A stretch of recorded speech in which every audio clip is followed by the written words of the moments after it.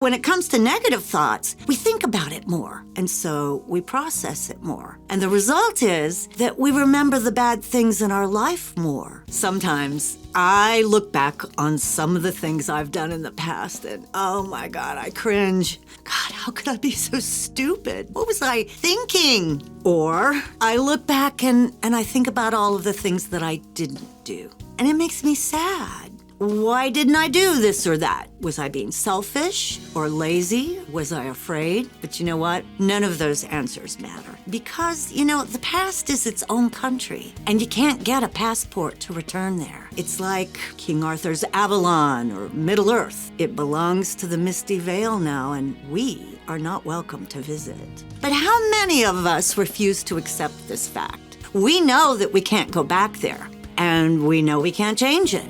So why do we let it continue to live rent-free in our minds? People say, let go, but we can't. We can't move on no matter how hard we try. And so we walk through our days carrying our past like a heavy burden that seems to slow us down more and more until we find ourselves stuck.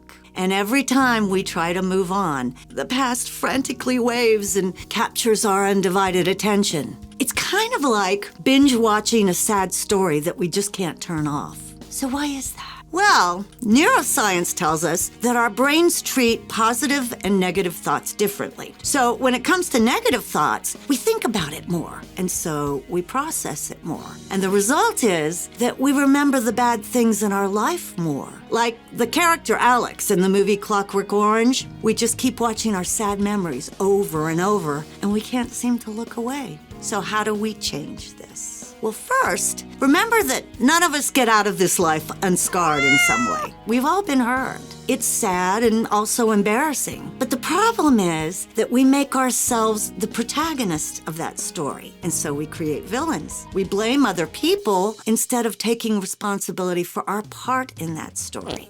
Take responsibility, own your part in it, and forgive the other characters involved, especially if it was ugly. Once you can make peace with your past, it's a lot easier to let go. Don't let other people define who you are.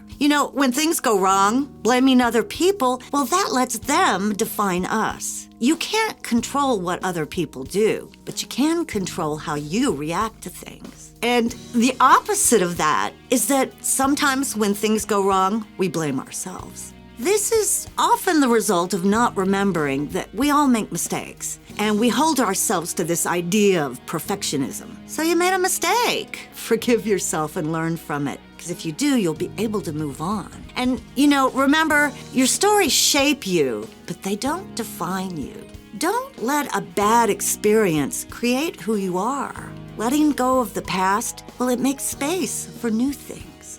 I think that most of us can't let go of our pasts because we really don't appreciate our present.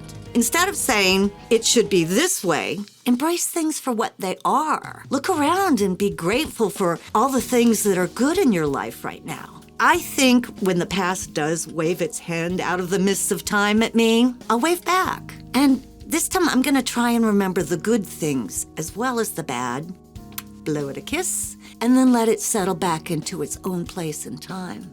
I think if we could all do this, we'd be a lot happier. And I do appreciate each and every one of you that watches and that subscribes and likes this channel. Every one of you means a lot to me. I hope you're all doing well, and as always, my friends, I hope you find you're happy.